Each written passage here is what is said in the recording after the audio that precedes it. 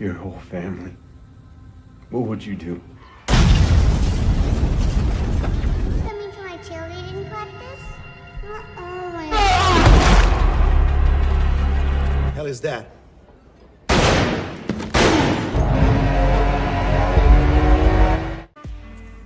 Balik lagi bersama Sadeva Review. Kali ini kita akan membahas film aksi thriller yang penuh ketegangan, yaitu Due Justice. Film ini mengangkat tema balas dendam, kejahatan terorganisir, dan dilema moral, dibalut dengan aksi yang memacu adrenalin.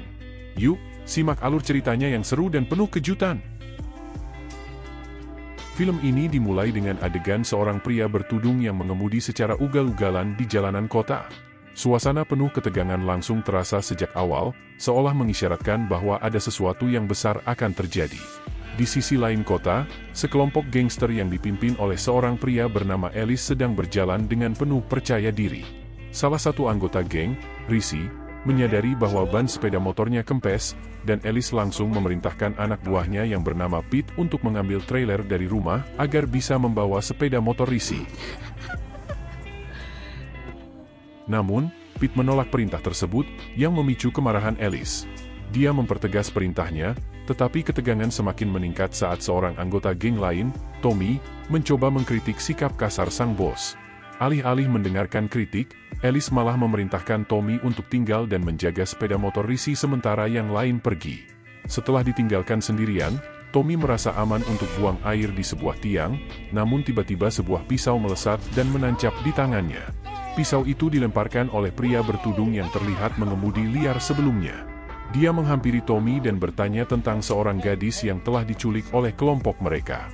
Karena Tommy tidak memberikan jawaban yang memuaskan, pria bertudung itu tanpa ragu memotong tangan Tommy.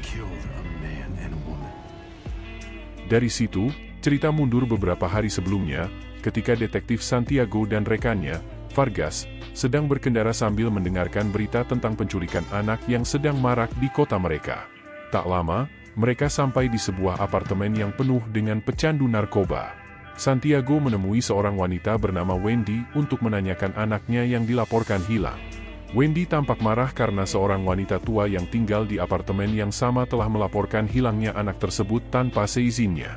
Wanita tua itu curiga bahwa Wendy mungkin telah menjual anaknya untuk membeli narkoba.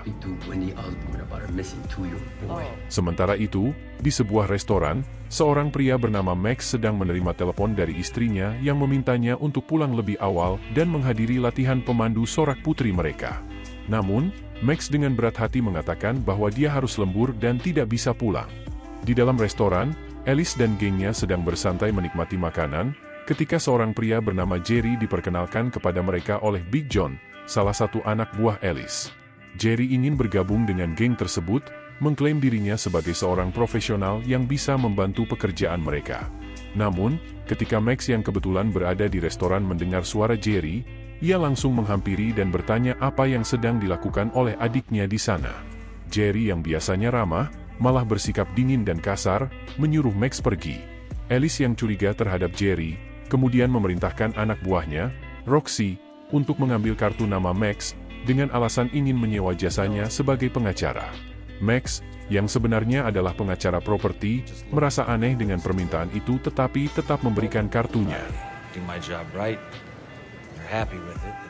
Malam harinya, Max menerima telepon dari Jerry, namun panggilan itu tiba-tiba terputus.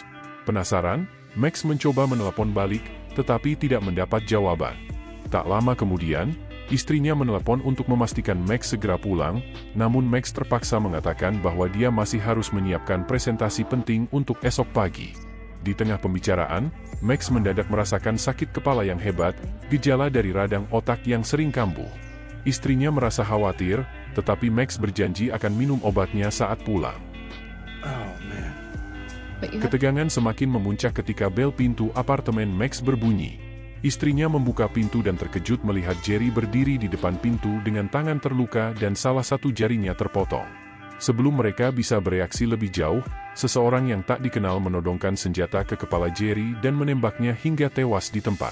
Situasi menjadi semakin kacau saat Santiago, yang kini ditugaskan untuk menyelidiki kasus tersebut, tiba-tiba menghampiri Max yang sedang sibuk mempersiapkan presentasinya keesokan hari. Di kantor polisi, Max diberitahu bahwa istrinya juga tewas bersama Jerry, dan putrinya diculik. Kejadian ini membuat Max benar-benar terguncang, terlebih dia merasa bersalah karena semalam berkali-kali menolak permintaan istri dan anaknya untuk pulang lebih awal.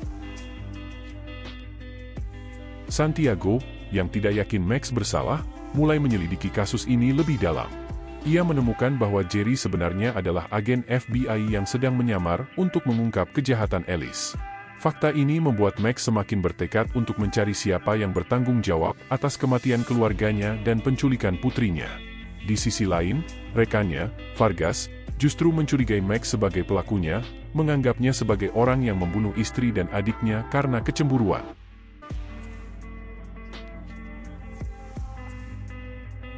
Di tengah investigasi, Max mulai mengambil langkah-langkah sendiri untuk membalas dendam. Dengan bantuan dari Big John, sahabat Jerry, Max mengetahui lebih banyak tentang operasi perdagangan organ manusia yang dijalankan oleh Alice. Kejahatan yang melibatkan penculikan anak-anak, termasuk putri Max, untuk diambil organnya dan dijual di pasar gelap. Max juga mendapati bahwa Vargas, yang seharusnya menjadi rekan Santiago, ternyata bekerja untuk Alice dan terlibat dalam jaringan kejahatan tersebut. Dengan latar belakangnya sebagai mantan anggota Angkatan Laut, Max mulai merencanakan serangan balik terhadap Alice dan gengnya. Dia mempersenjatai diri dengan pisau dan granat, serta mempersiapkan jebakan mematikan untuk menghancurkan kelompok Alice. Sementara itu, Santiago semakin terlibat dalam kasus ini dan harus berhadapan dengan atasan yang mulai curiga terhadap integritasnya. Puncak ketegangan terjadi ketika Max berhasil menemukan markas Alice dan mulai menyerang satu persatu anak buahnya.